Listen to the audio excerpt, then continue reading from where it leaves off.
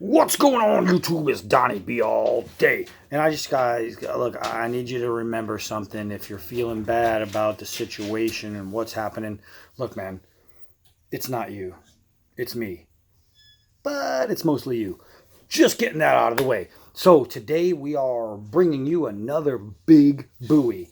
We are bringing out the Schrade Leroy. Now, I was talking to somebody and they said, well, you call it a Leroy, but how do you know it's not the Leroy, the Schrade Leroy?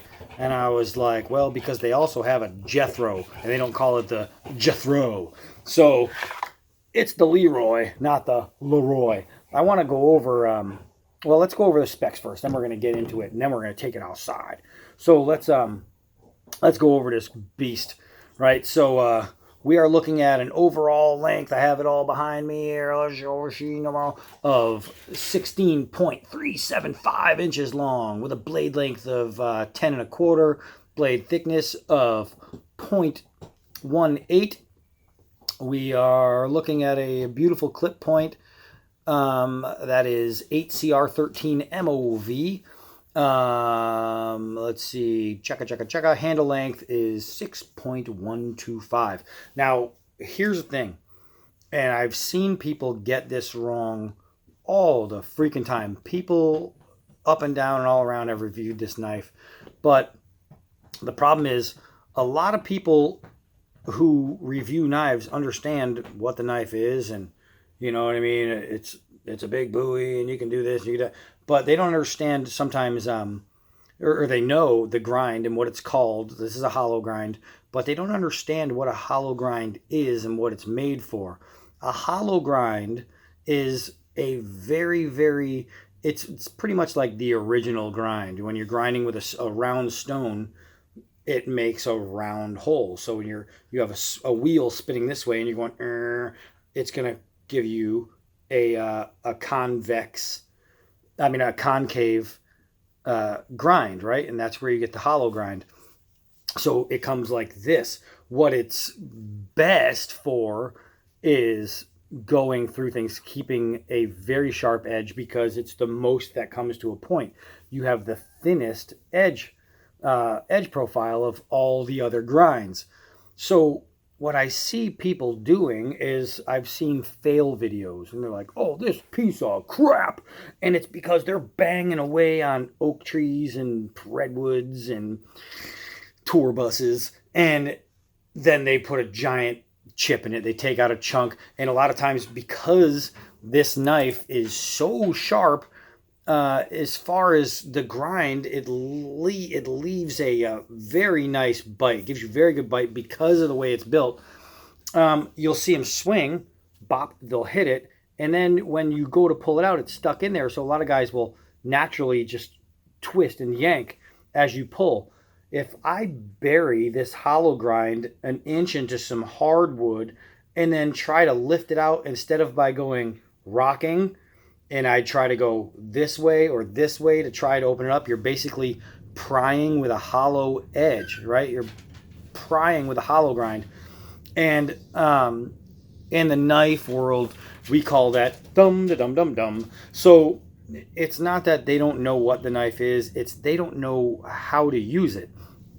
This knife is great. You look at the Buck 124. The Buck 124 is a hollow grind, and it is a freaking monster. The G4 Survivor is a hollow grind, and it's a monster. Both chop, both dig into things, both tear things up, just like this blade. But you have to understand the uses that you can and cannot do with the hollow grind. You have to be smarter than hacking away at really hard woods, batoning through really hard woods, and then getting it deep into something and twisting. That dog, you guys hear the that dog is so dumb. He gets an itch and he scratches himself so hard it hurts. Hey, Bigsby, that's enough. So he's like, what? So that's it. If you want a big blade that's affordable like this, that's comfortable like this, that's sharp like this, that can get the job done like this, but is a hollow grind like this, understand your limitations. right? It's just like if, you have another blade that's, made for hardwoods, it's still going to have a limitation somewhere. It's made for certain things. It's made to be able to do certain things. And it's also made to not be able to do certain things. And that's where people get things wrong, is you always want to attack what it's made for, but you never want to steer away from what it's not made for. Everybody, I'm looking to buy a knife. I want to see what this thing can do. But nobody ever says, all right, let's see what it can't do. And there's two ways to test that. It's either understand what the knife is, how it's made, and what it's made for, and don't do anything stupid in the first place, or you can be one of those jackwads who purposely tries to break the blade to see what its breaking point is. No, I don't do that. We're gonna treat the blade with respect because we want the blade to respect us back, right? So that's what we're gonna do. We're gonna go out there and we're gonna chop with it, and we're gonna baton with it, and we're gonna do all the other stuff, but we're gonna do it smart. We're gonna do it for what this blade is made for, and basically it's like a Bowie machete. You know what I mean? You have that great length, you have that great shape. You can cut through all the brush in the world. You can cut through all the light stuff. And when it comes down to camp stuff, you can use this knife on all your camp needs. You just have to use it smart, and you have to know what you're using it on. Most places where you're going camping and things like that, and you're going to have fell trees and that sorts of thing, you're going to find firs and pines and all that stuff. And all that stuff is soft, and a hollow grind knife like this is perfect for that kind of stuff. So we are going to do that. Let's go over some of the stuff here. Now, I don't know if there's a special name for this grip. It's rubber to me. It's black TPE handle. It says it provides a comfortable grip throughout the day. And I have to say that the grip is comfortable. It's a comfortable rubber TPE grip. I don't care what you call it. If it's made of rubber, it's rubber. But it's hard, it's textured, to kind of like treaded. But if I run my finger across it, you can feel the treads. Without a doubt, you can feel it. But it's not like, Rocky Mountain tread where it's grooves. But it does work. It does work. And the good thing is it will channel sweat. It will channel water, just like a car tire, away from the hand, so you can maintain grip on the flat parts. And I do like that. The finger grooves right here are really well done. They're obviously, you can see the angles, right? They're not straight, they're at an angle, which when you grab a knife, your fingers aren't straight, right? You don't grab a knife like this, you grab a knife like this. So making them go down at that angle is just really smart. They are screwed in, not pinned, so you could take them on and off for either cleaning or custom work, things like that. No problem. We are at True Full Tang Construction. It's built really well, and it does have raised jimping. You can see that little raised spot right there. And the jimping, while aggressive, is comfortable. I actually kind of enjoy the jimping. I like it. You do have this monster choil, and just like a choil should be, it's cut at an angle and not in a circle. Unless you're going reverse, you don't want to grip in a circle. A choil in a circle. A choil in a circle is made for this.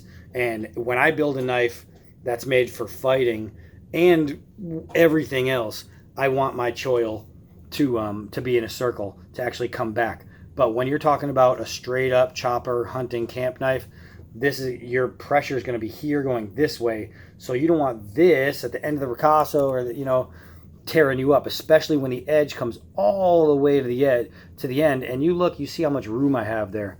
I have really good space to use this choil, and I like that. Side grip is really comfortable, and it helps that it's hollow, because this area right here, my palm, my thumb swell right there, fits in really well, so I can get some nice tight work done with that. It's thick all the way to the edge, even though it's swedged. Normally when you have a swedged tip, you are losing material in here, and it gets really thin. They somehow swedge and maintain thickness, which I do like. But that's pretty much everything on the blade. Now, hold on. Let's look at, I know it's called the Leroy, but all right, so it's the SCHF45. That's what your That's what your buy it letters are. But if you type in Schrade Leroy, guess what you're going to find? The SCHF45. So, oh, I love it. So let's go out and give it some testing. Let's go chop up a few things and see how she do. All right, let's go. Remember how I said let's go and then we didn't go anywhere? Almost forgot.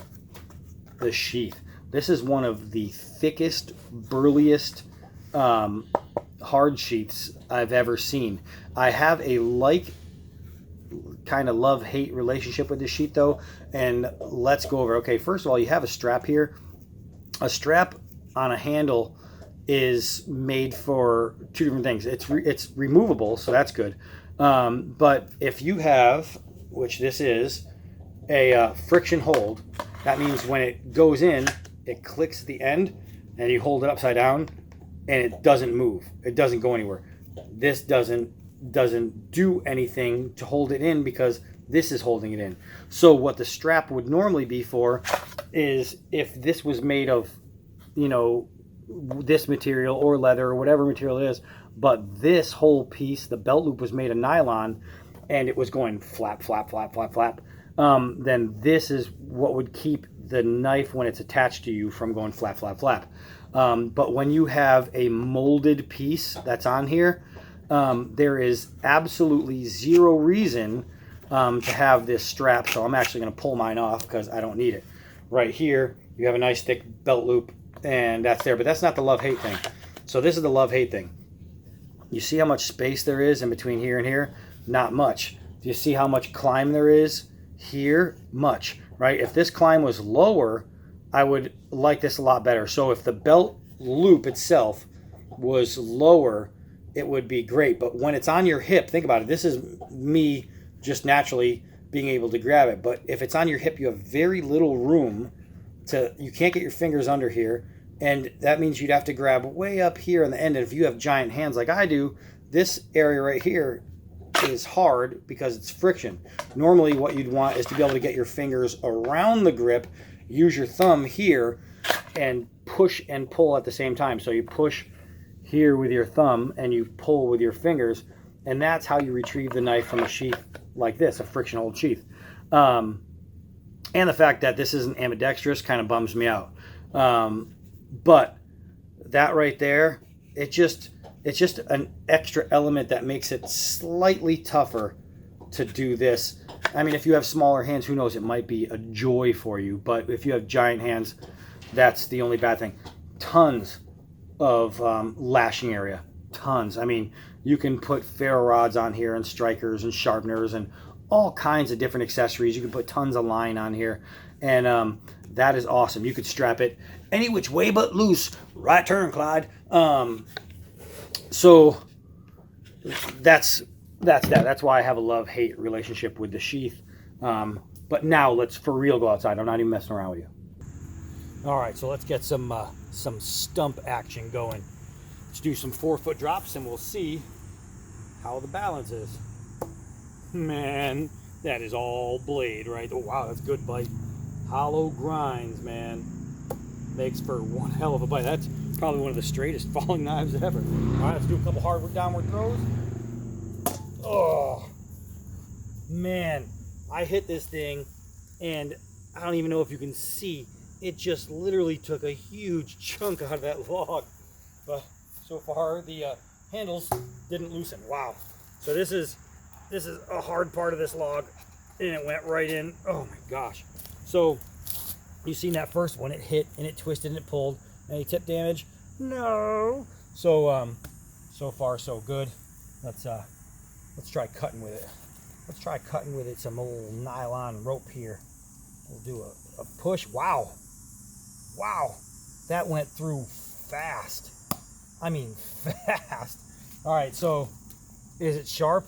The Schrade Leroy is sharp because it's a hollow grind.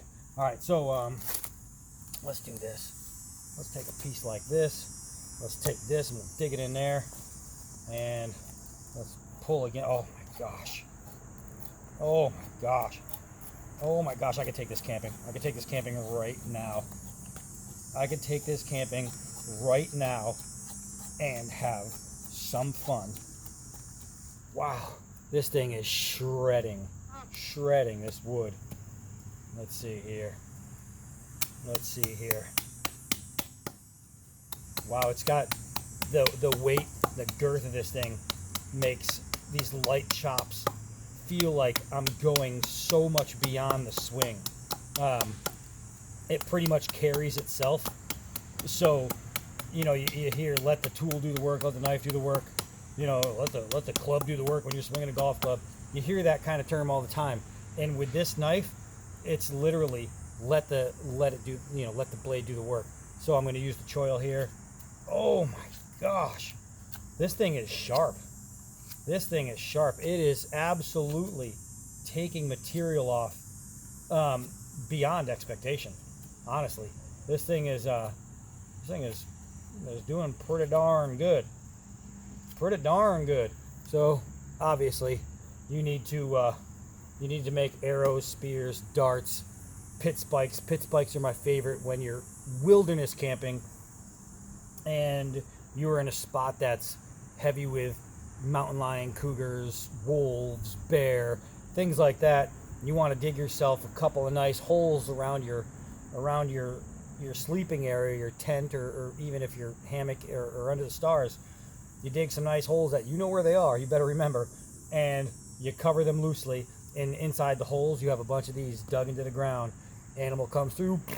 Not only did you just maybe save yourself at night, but you woke up in the morning to a new rug after you skin it, or you woke up to dinner. Maybe you're just trapping something smaller. Maybe you're putting pits for rabbits and things like that.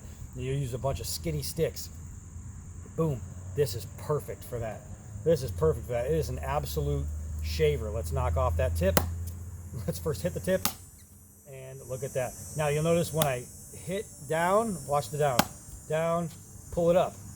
Don't pull it sideways like an idiot would, like this, to get it out, because normally with a big fat knife you wiggle it out, right? Because you want to make that groove that it's stuck in. The knife is stuck.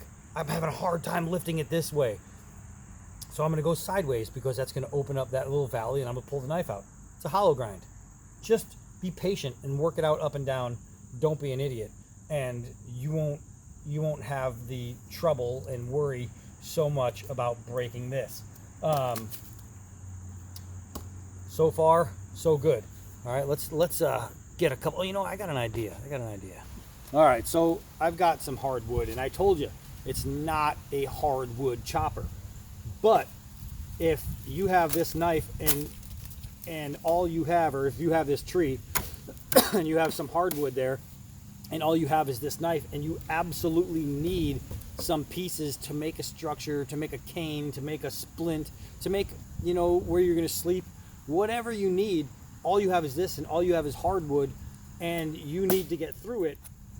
Just because this isn't made to be smashing against hardwoods doesn't mean it can't be done. It has to be done smart. You're not going to take full wind and come down and risk chipping your edge. So what you're going to do is you're going to use your wrist. You can either use the OK grip like this, right? And swing it so you can see the breaking right there, right? And if you can't see that, I apologize. But it makes a very nice hole. Or you grab here and you go through the wrist, and look at this. Look at this.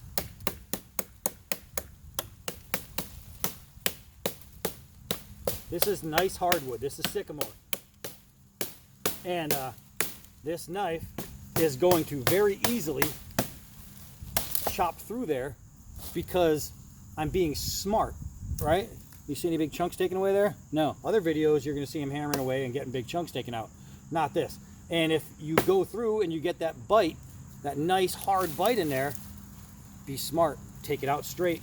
Don't hit. And it's a natural reaction to swing, hit, and just go like this to pull it out. It's a natural reaction.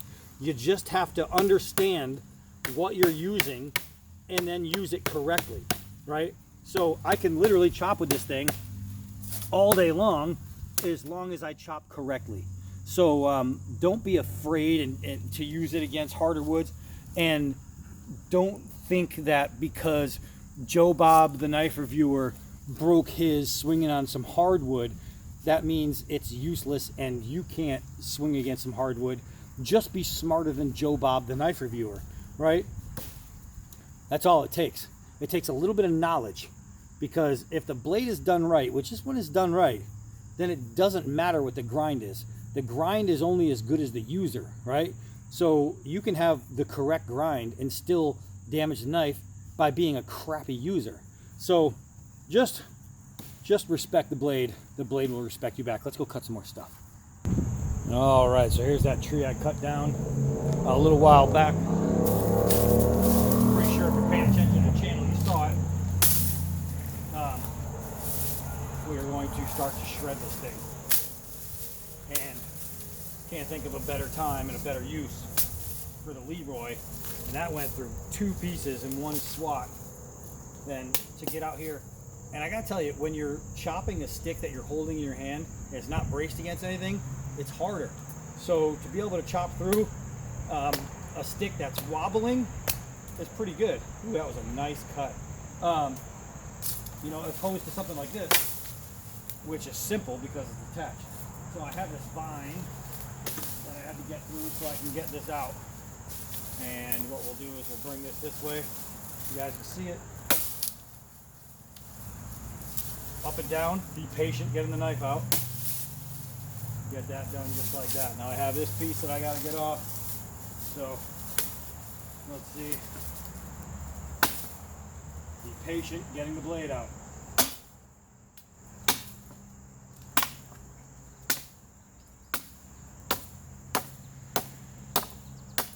And there we go. Now, because I just hammered away, now this is dried. Normally these are kind of soft trees, but they're soft when they're green. Once these things dry, and you can see, that's dry, that's not green anymore. This gets pretty hard. It's a lot harder than I would like to be really swinging this thing with, but it's a good test of the knife, and it's a good test to show that if you use it right, it really doesn't matter. And that's what we're gonna do. We're gonna take this guy right here, nice big piece. I'm gonna trip on it, take away the stuff I'm tripping on. Okay, so let's take it apart.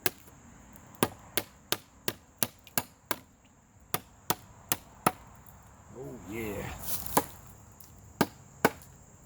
Remember, when you get the knife bit, wiggle up and down, outside to side. That'll save you a whole lot of disappointment. And you should really do that with every knife. It's just so natural to pull and twist because it's body mechanics. And some of us have better mechanics in our bodies. All right, so let's keep doing this right here. When you can see, just going around this, how easy I'm tearing this thing apart. And it's solid. You can hear the thunk, thunk, thunk. Normally when they're really green, you're not getting that kind of sound, right? It's going to be a lot kind of like softer, almost muted, because it's just burying itself in. And I wonder if I have a really green one, I could show you the difference in sound.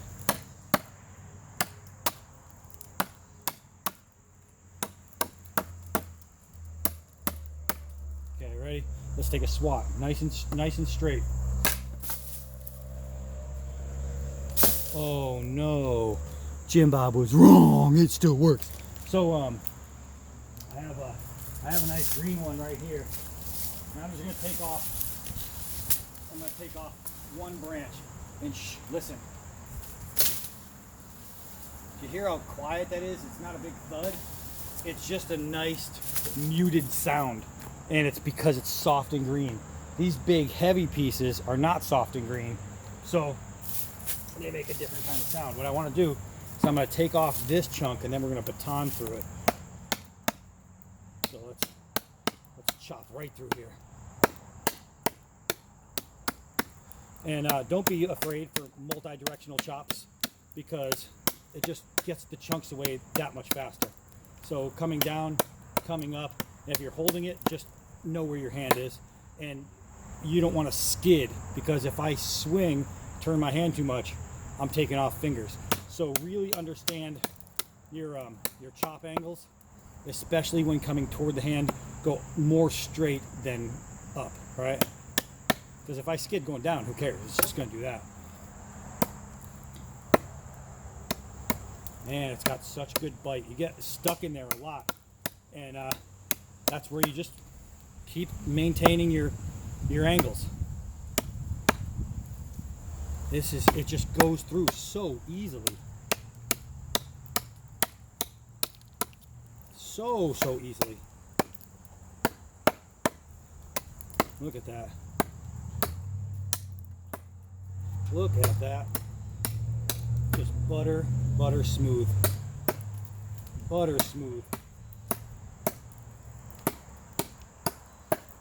You could feel your hand wanting to naturally twist. And it could twist a little bit. And the knife's going to be strong enough to where if you're twisting a little, it's okay. But you just really concentrate on keeping yourself honest. And it teaches you a better technique if you're concentrating. Because you should really chop that way with all knives. So let's go tear through this guy right here. All right, let's set up some batoning here. Make sure I got you guys running. Yeah, you're running. All right. So I don't have much of a baton over here. I still have that little short guy I was using, but it should be okay. So let's get down right there. We'll set it up and we will start. Yeah, you can hear how that thud. It's a pretty tough piece of wood at this point in its life. And normally I would want a baton on something softer if I was going to baton, but if I'm careful and I go slow and I don't overshoot, and that's another thing, is you control your own, your own power. You control your own speed. So understanding how to hit the knife and not just going full bore and thinking I have to get this done as fast as possible and hit it as hard as possible. I don't need to do that. I don't need to do that at all. So starting from a round log is obviously the hardest. Then once you get into pieces that are already split, it gets easier. So I'm not worried so much once I get down into the blade itself. Sliding off of this stick here. And just like that, I start to get a nice pile of kindling. And why? Because I'm respecting the blade and the blade is respecting me back, right? So I need it to do things. I'm going to ask it the nice way and it's going to say yes every time. Every time. So it just goes to show you that you don't need to have a big convex grind to get things done around the campsite that you absolutely need to get done. I have a piece of nice hardwood here. We're going to get through this one and I'll just show you what I mean. This one I was working on already. It's nice and dried. Look at the split. You can hear the difference when that hits the ground. Dunk, dunk, dunk. The sound it makes is completely different when you're chopping a really nice dry hardwood. And that's what this is. But just look at this stuff. I mean, it's perfect. It's just perfect. This is the Schrade Leroy. All right, let's try and get that balanced. I don't know if I'm gonna be able to do it. I might have to do a grab and nope, I got it right there. Bam. Bam. 2 pieces, 1 hit, and it's stuck into the log. Let's check the edge. Unflawed, undamaged. The master of all. So that there is pretty good. That there's pretty good indeed. Now normally I like to throw my knives. You guys know that. But when you're talking about a hollow grind Bowie, something this big, it's probably a bad idea to go ahead and toss it, especially into a big block of hardwood. But I'm gonna do it anyway. On me. All right, let's try this. Do I have you in sight? Yeah. Did you hear that? All right, let's check it out. Well, it appears as if I have damaged something here. And again, It was not my intentions to break something, but every now and then you do something that you're not supposed to do and damage happens. I'm not talking about this. This is perfect. I'm talking about the pride of all these guys who say this is no good because they don't know how to use it.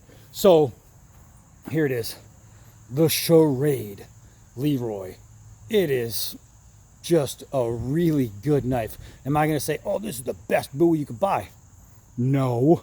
Am I going to say that this is absolutely worth it for the price? Yeah. This thing is really, really good. It is sharp. It's well made. It's a very nice looking knife. It's easy to hold. It's easy to wield. You can chop and baton with it if you do it right. And that's pretty much all you need. You know what I mean? If you're talking about a big camp knife that is affordable, this guy is better than most budget blades you'll swing. It's going to hold an edge a little bit longer. It's going to, you know, be able to get through things. You can skin with this giant Bowie just because of the edge profile. That helps out. It's so versatile. And it's more versatile than people give it credit for. But all in all, it's a very, very good knife. I am very happy with it. I'm going to be playing with this thing a lot. I will take this on a few excursions with me. And this thing will become a very fun blade to have. I might even make this my Jeep knife. I'm not sure. This might go in the Jeep. But I'll figure it out. So, that's it for the Schrade Leroy. SCHF45. Was that what it was? I don't know. I don't remember. That was so long ago. So, that's it. I'm actually going to sit out here and play a little more and chop some stuff up because it's what I do. Actually, it's not what I do. It's what I have to do because she'll be like, rah, rah, rah. So I got to get it done or I will get beat. So that's it. Schrade Leroy. Worth the money. I am Donnie B all day. Until next knife.